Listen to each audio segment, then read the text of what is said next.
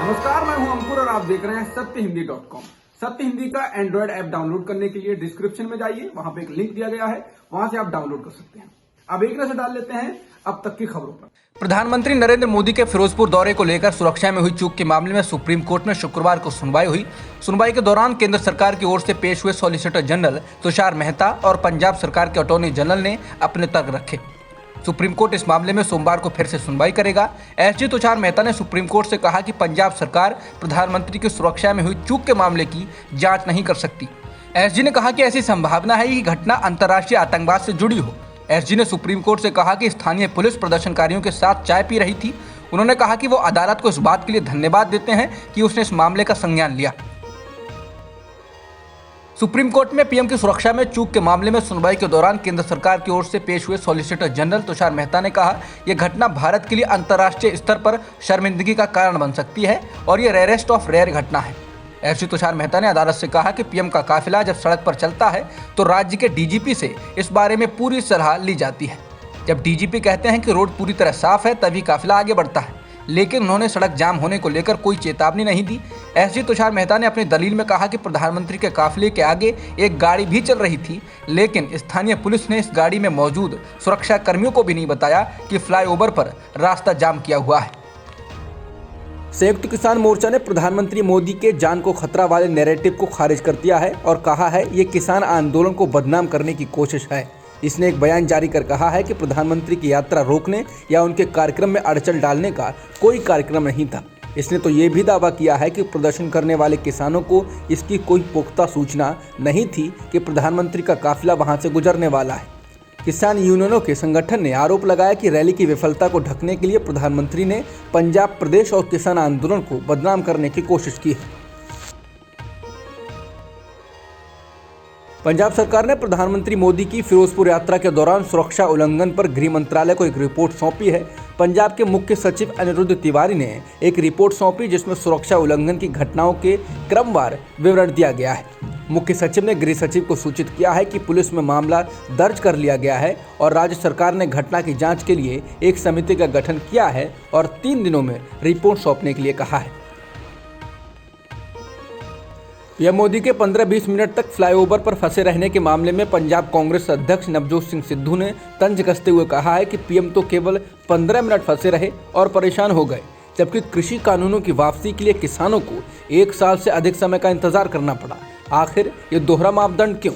उन्होंने किसानों के मुद्दे पर प्रधानमंत्री को घेरते हुए कहा कि मोदी जी, आपने तो किसानों की आय दोगुनी करने की बात कही थी, लेकिन उनके पास जो कुछ भी था वो भी आपने छीन लिया।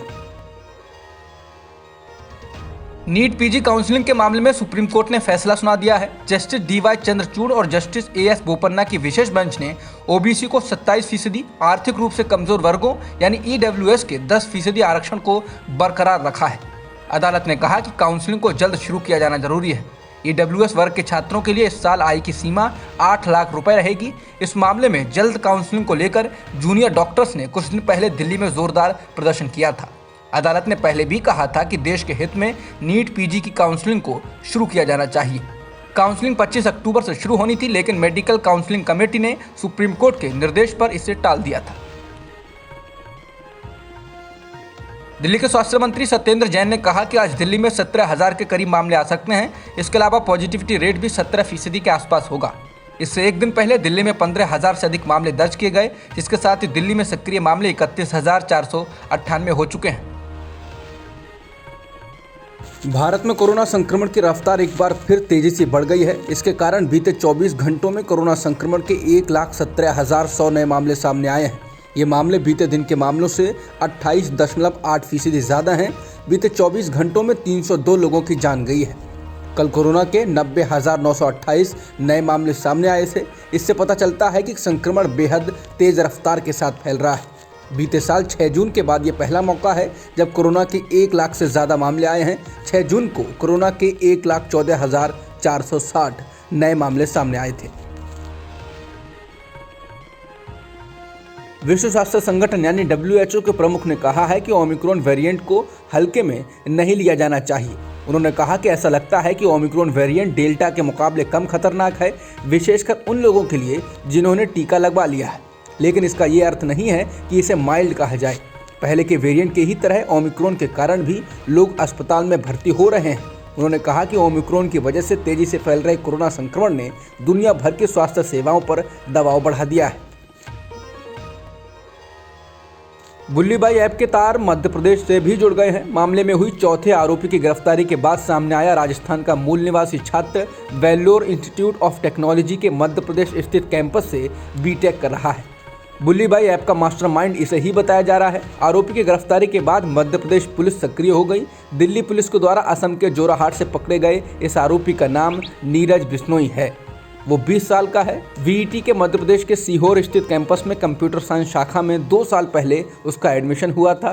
कोरोना की वजह से नीरज कॉलेज नहीं आ रहा था, वह ऑनलाइन पढ़ाई कर रहा था। मामला सामने आते ही कॉलेज प्रबंधन हरकत में आया और उसने गुरुवार शाम को नीरज का सस्पेंशन ऑर्डर जारी कर दिया। अब तक की खबरों में इतना ही। बाकी खबरों के लिए बने रहिए सत्यहिंदी.com के साथ। सत्य हिंदी का ऐप डाउनलोड करें गूगल प्ले स्टोर पर।